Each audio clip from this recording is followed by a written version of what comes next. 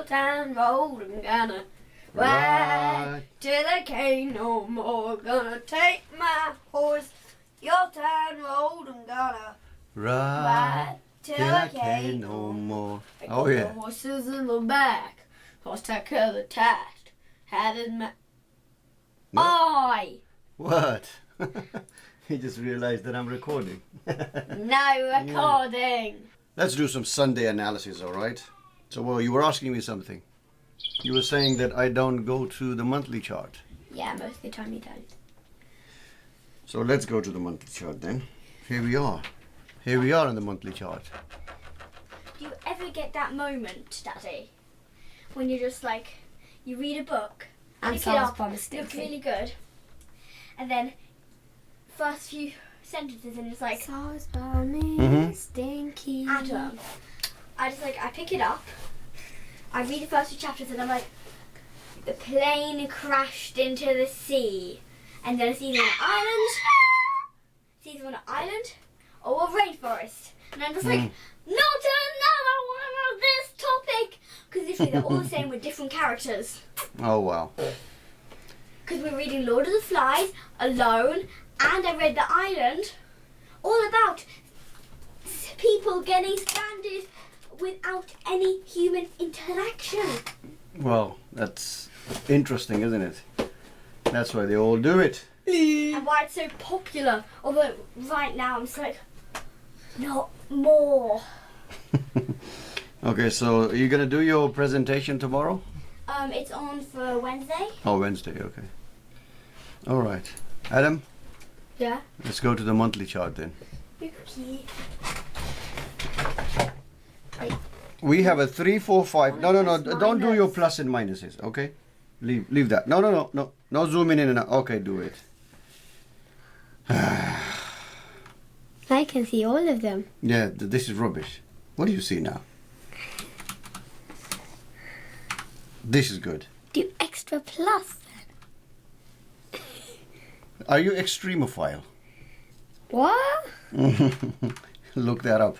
Right. So we are in a 3-4 formation on this Australian dollar against the Japanese yen currency. It's a monthly chart like you asked for, and it goes all the way to December 2009. But the last monthly chart that I saw went all the way. 1998.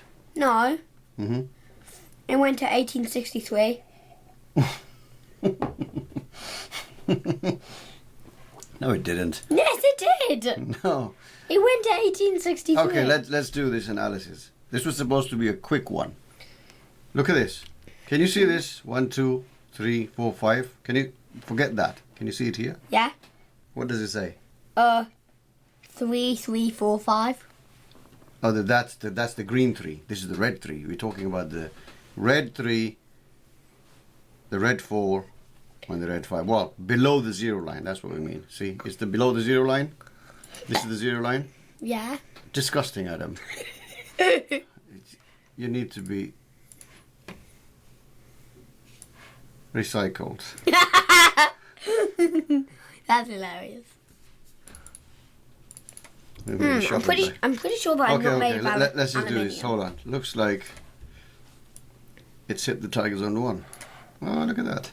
So it's hit the target zone 1 at the start of this year, but there was some massive buying that started at the start of the year as soon as it hit that, and they're saying, oh, it's hit support. Really? Yeah. What type of support? Well, since 2010, there were probably buy orders sitting here all this time, waiting for it to trigger. So people were just waiting for 10 years saying, oh, now the price has come back to where I want it. Let's buy. And they bought it. Forget it. I believe in something else. The market is a product of chaos. Yes, it is. Or chaos. Like the Americans. Chaos. Ass. Yeah? Chaos. Chaos. Right. Or some people say It's chaos. like Chaos. It's like saying, "Okay, I'm an ass." That's not good. I know. Okay, so where do we go from here? So it's hit it once, it's hit it again at this level. So now you can say, it's more relevant. If you apply the support and resistance to the localized area on your chart to say, just the start of this year, it makes sense. Looks like there were more buyers around this area, or the market got interested at this price level and they started buying again. Whatever happened, we don't care, but we look at the pattern. So if you go and look at the weekly chart, this is that spike that happened earlier that we saw on the monthly chart. Monkey chart. The monthly chart. No, the monkey chart. Not the monkey one. It's the monthly one. Because it And here at this month, at this week, the 25th of August, the buying started. So can we say it's a 3 down? It is. Yeah. Usually at the middle of a 3 or at the end of a 3, you would see this corrective pattern. So if it is the end of the 3, then this probably is not a proper ABC. This is probably, no minus and pluses, please. This is ABC going up and probably it goes sideways. But if we go to the daily chart,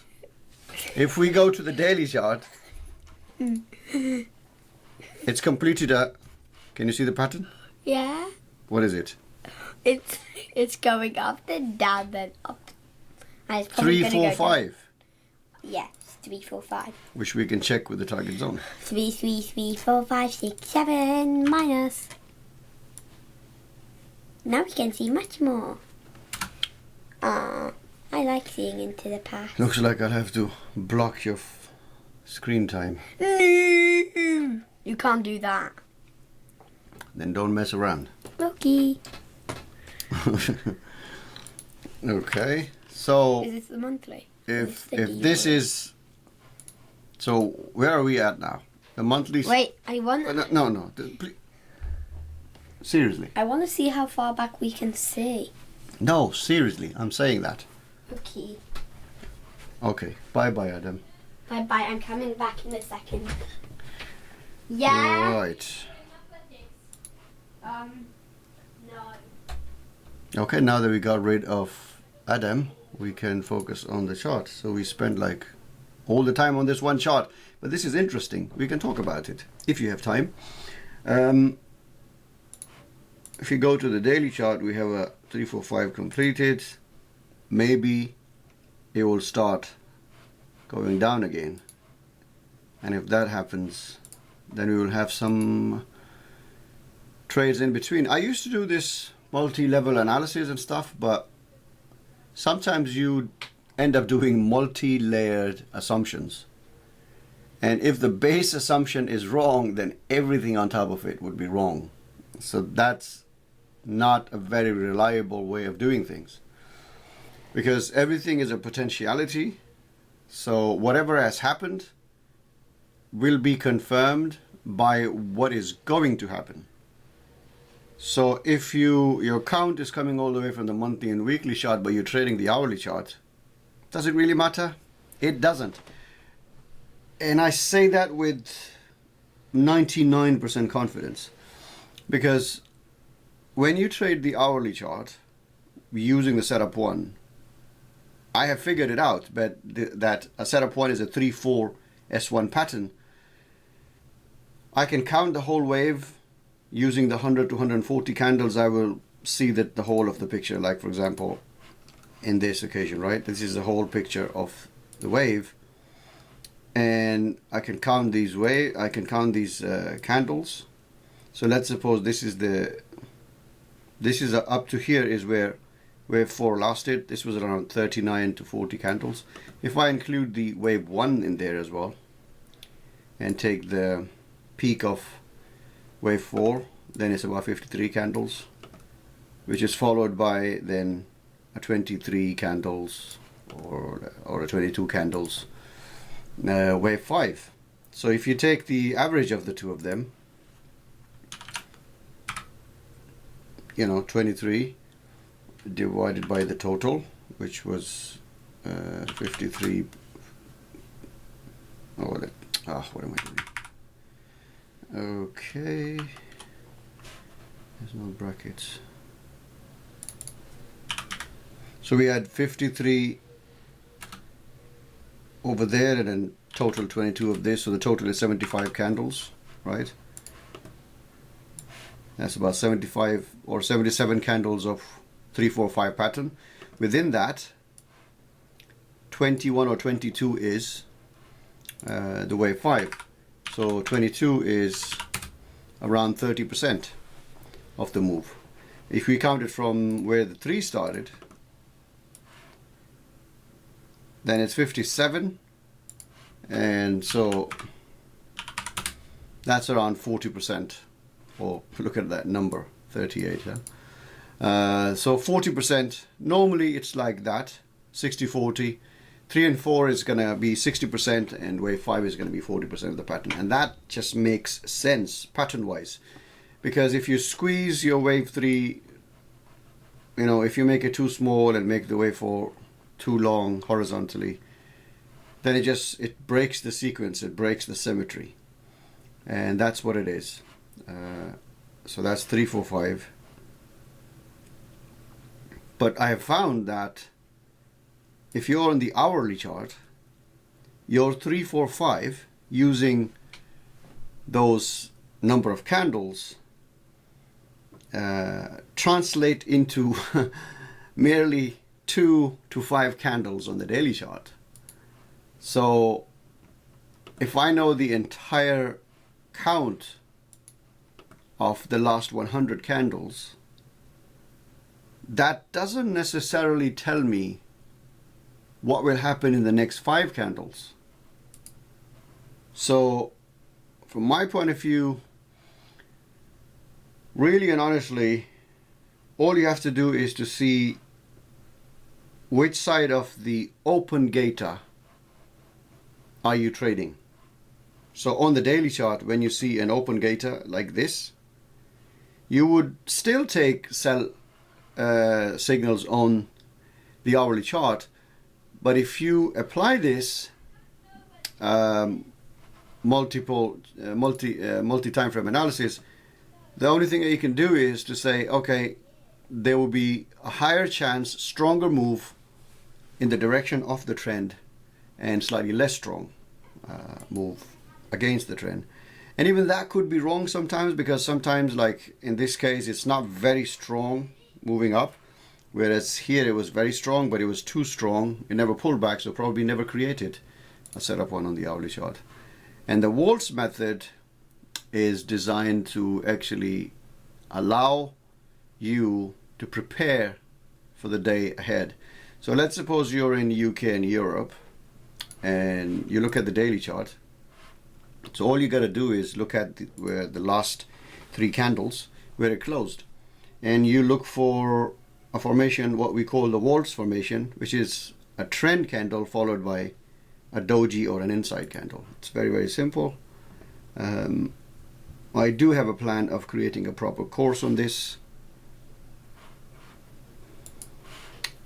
but I'm giving out some of the secrets here. Anyway, that's 13 minutes gone into not a useless but a pretty good topic. It helps. So if you're on the daily chart, I'm going to turn this video into this topic that I was thinking about last night. On the daily chart, you can have all the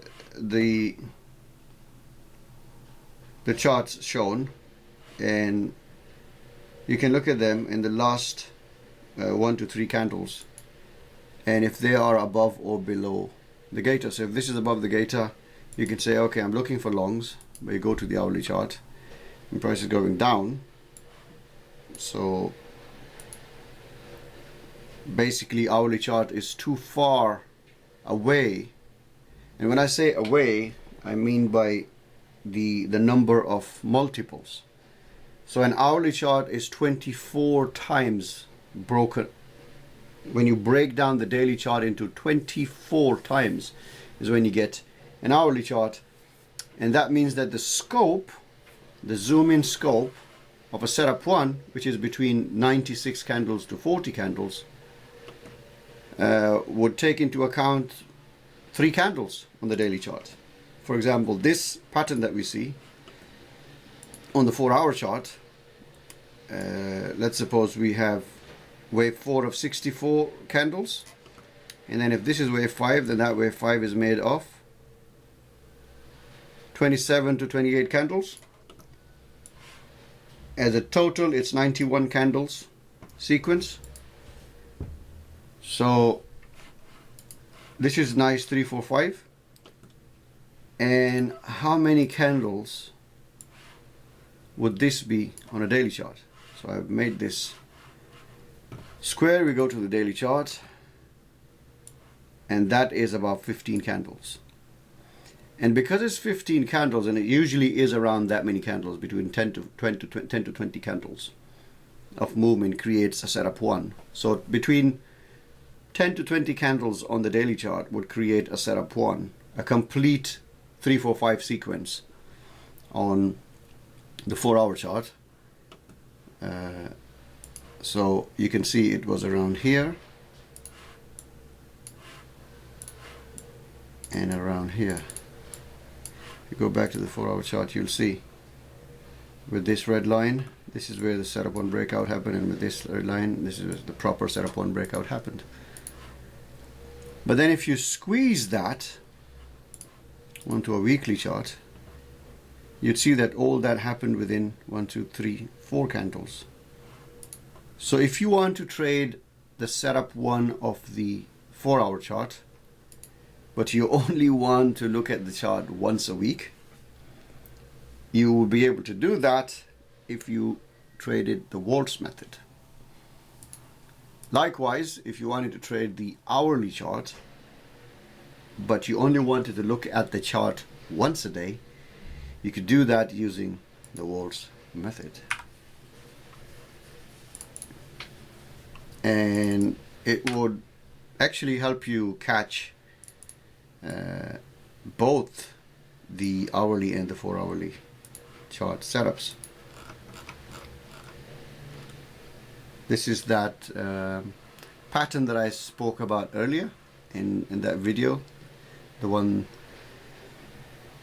that I shared with you, the secret pattern that changed everything. So here on the hourly you would have missed it because it was setup 0 and stuff, but if you, and that is because you have 3 dojis. So when you have more than 2 dojis, what will happen on the hourly is that price will mingle with the purple, and that's why a good Waltz setup. I spent the first 3 to 4 months of this year trying to teach the Waltz method to one of my beloved friend, member of AIMS. But everyone has, you know, different take on different things, and they have different stuff going on in their background and whatever they brought with them. It's not easy to convey something. So they didn't really pick it, the 2 people that I tried to train. And that's why I didn't really launch it properly. So I'm going to figure out how to convey my message properly.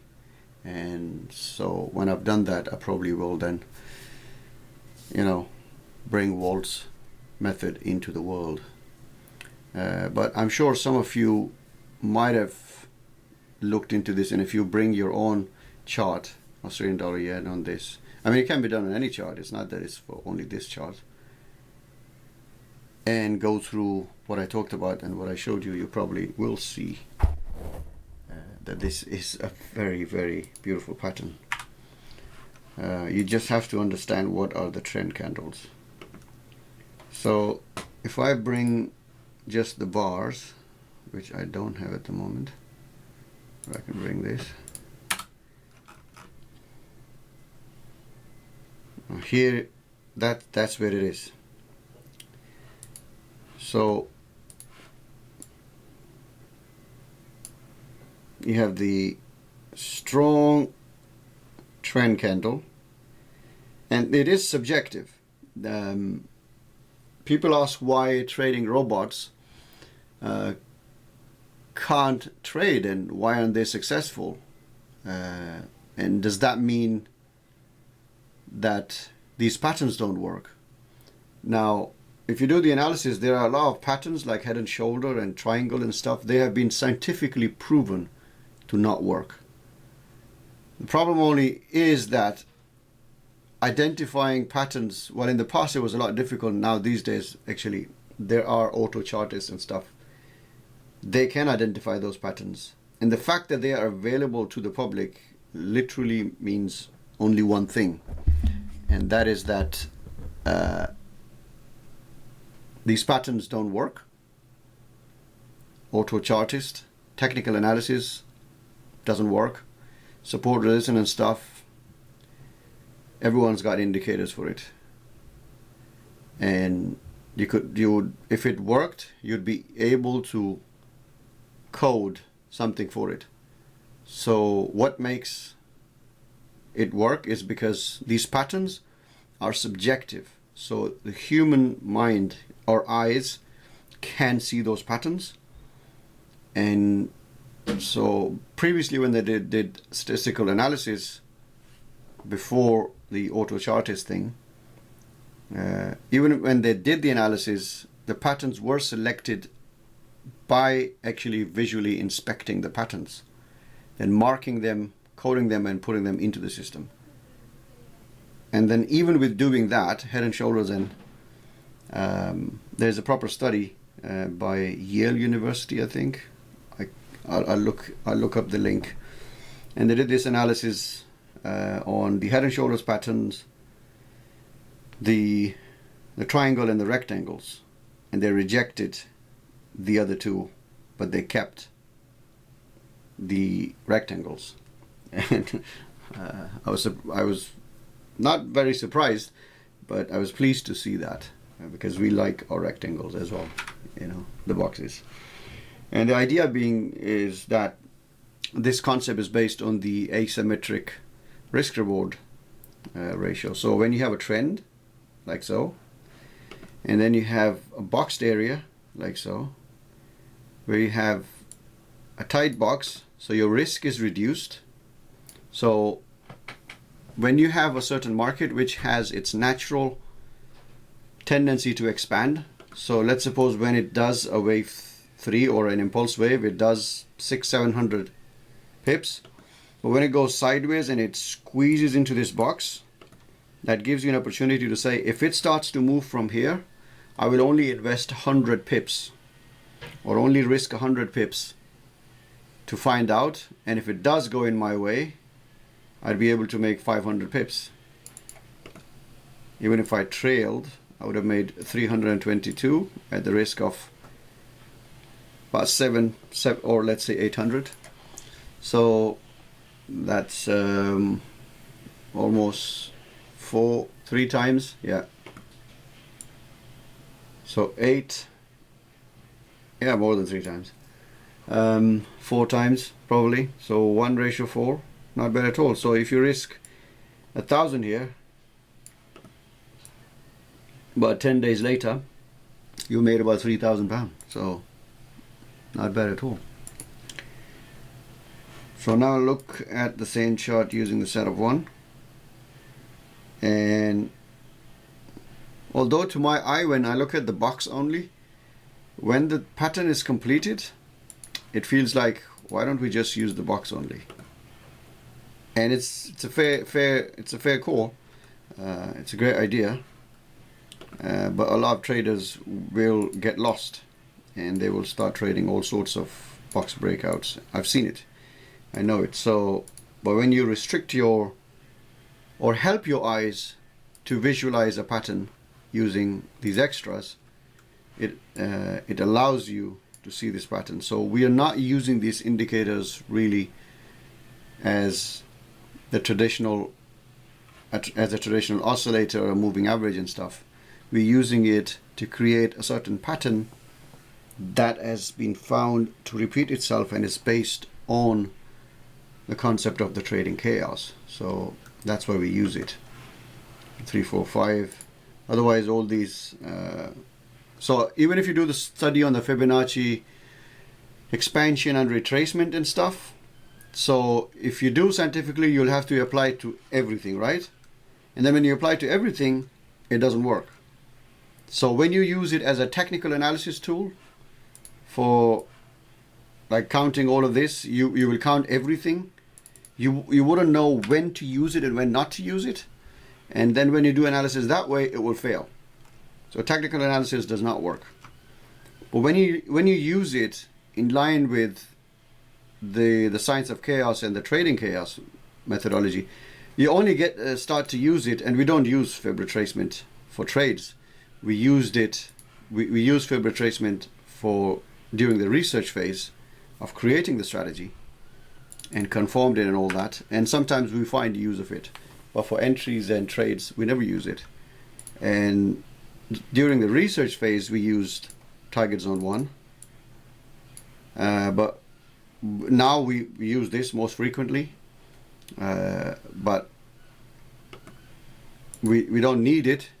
If you don't use it, it's not a problem, because all you need to do is to follow the pattern of the 3-4.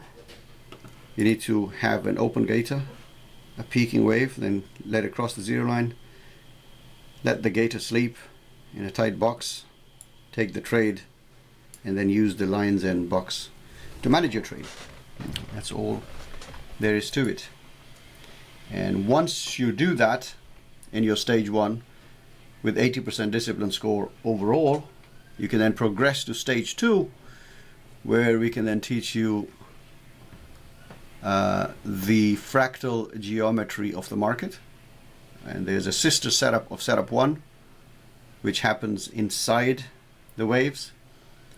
And then when you graduate from that, if you want, you can learn to actually count waves and make your trades in locations where the market turns around. And it's almost like at the peaks and bottoms of the market. Right. So turns out the talk is not really about this chart, it's just about generally about the AIMS concepts. So I'll quickly go through the rest of the charts anyway. Australian dollar is showing a very strong candle down, so if you look at the hourly chart, you're probably looking for some kind of wave forward during here.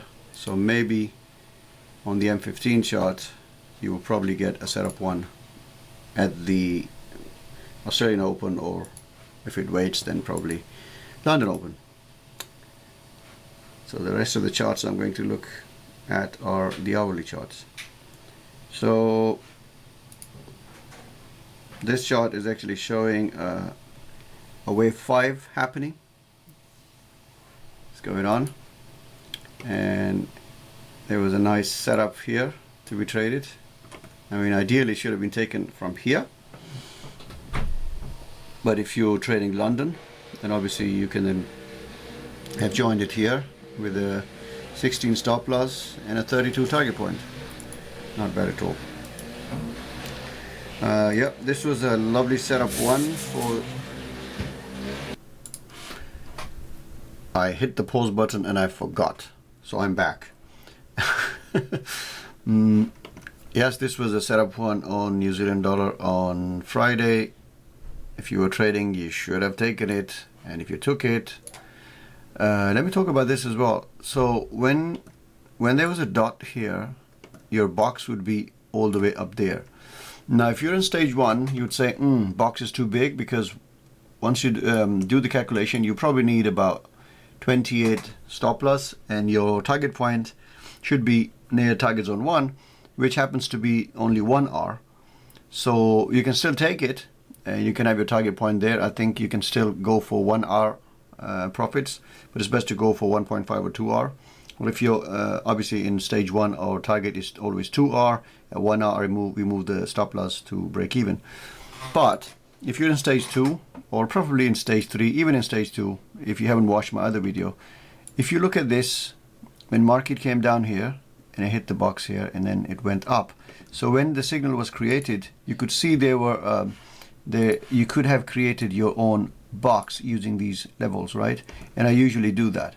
So what I'll do is that if the high of the dot candle, the candle that produced the signal, is the highest or level to these, I will put my stop loss 3 or 4 pips above that candle, and that now allows me to have a 14 pip stop loss, and my target point would be at 28 or somewhere here about 27. So now within that I have created a 2R target point, 2R profit. So if it came back, it will be a 1% loss.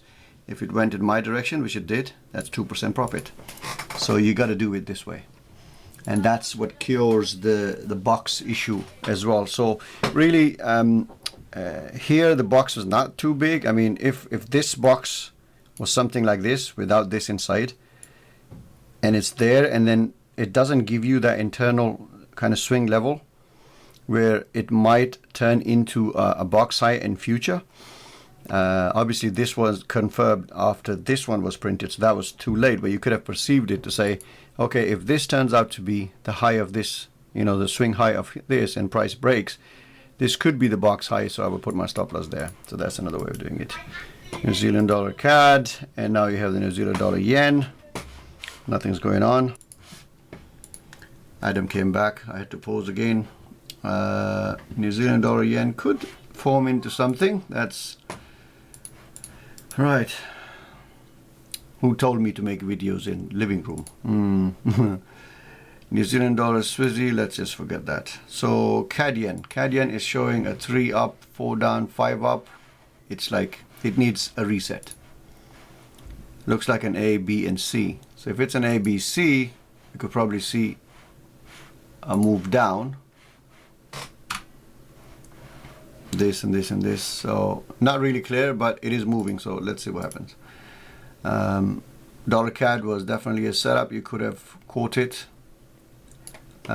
See, if you now compare the previous example compared to this one, if you took the trade there, you didn't have that swing low kind of situation around here, so you only had an option of putting stop loss below this.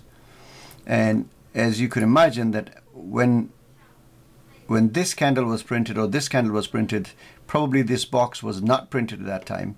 So around this level, for example, I'm sure that when this candle was printed, this box was already there.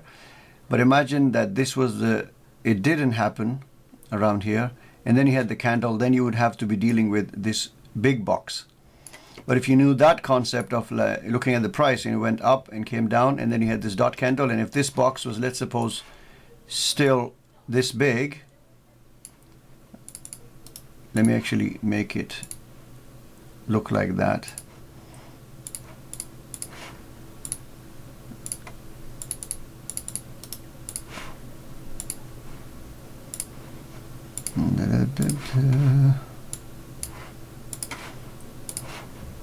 So if the box was something like this, and the dot candle was created, and you'd say, oh, the box is too big, but you had the price going up and down in this swing, you had a few lows to look at.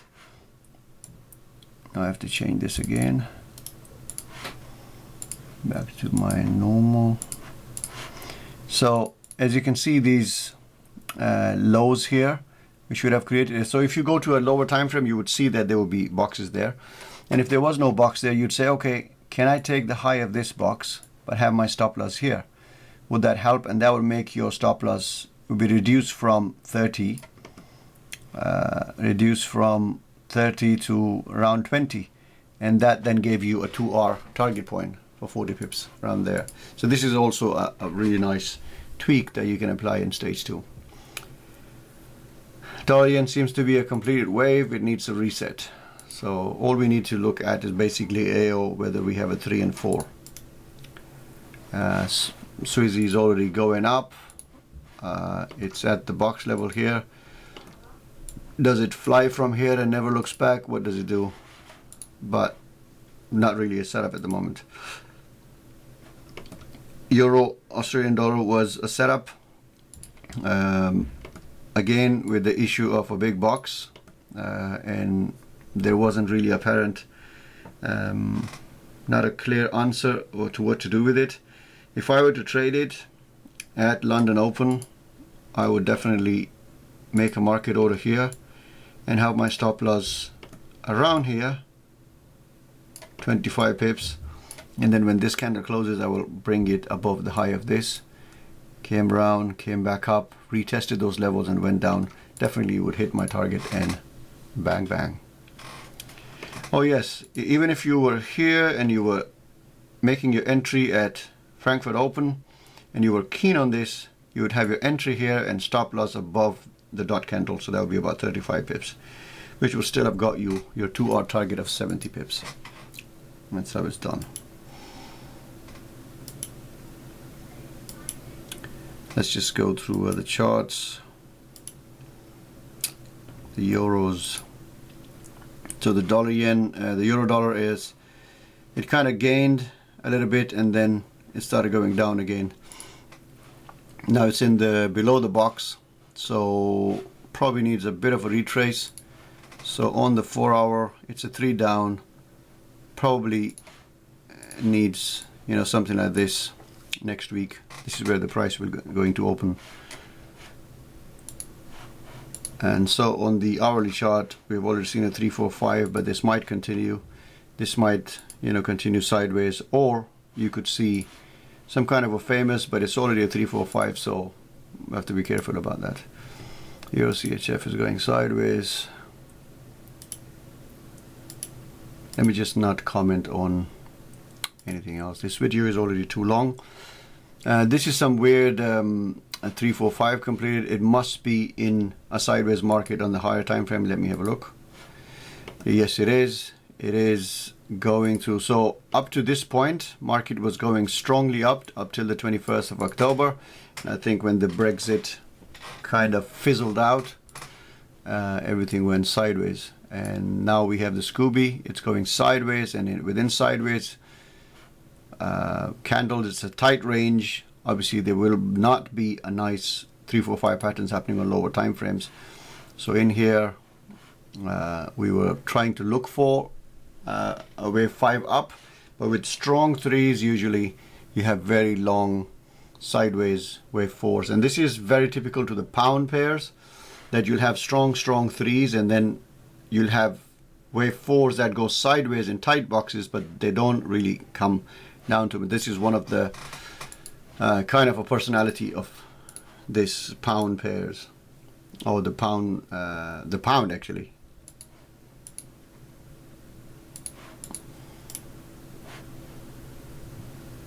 So gold created a classic setup 2, where you have a strong 3 followed by a 4, and then you have a pink dot where you wait for the new box level to be created, and it was created, and then you'd have your stop loss, your pending order here, stop loss up there, bang, it goes and hits more than 2R. Obviously you'll get out here because it was a strong move, and this is the personality of gold, that it has really strong spikes, 1 or 2 hour spikes, which means 1 or 2 candles, 3 candles of strong movement, just like this, and then it pulls back. So on gold, if you take, let's say 5-6 points of risk, take 10 points, get out same day. Exactly the same for silver, and we are back to the start. So there you go. I hope if you are watching it and you watch it all the way to the end, you probably have caught some, you know, learned something, have some ideas for this week, this coming week. Please leave a comment and a like and subscribe to the channel if you would like to be notified about new such videos like this. For years I kept my videos only for members and stuff, but now I put them out on YouTube. I know that you can learn something and it can still motivate you to basically join our system. It's a way of saying thank you. You have, you know, shared something that you have created for 10 years of work, and if you join, it will be nice. So please join.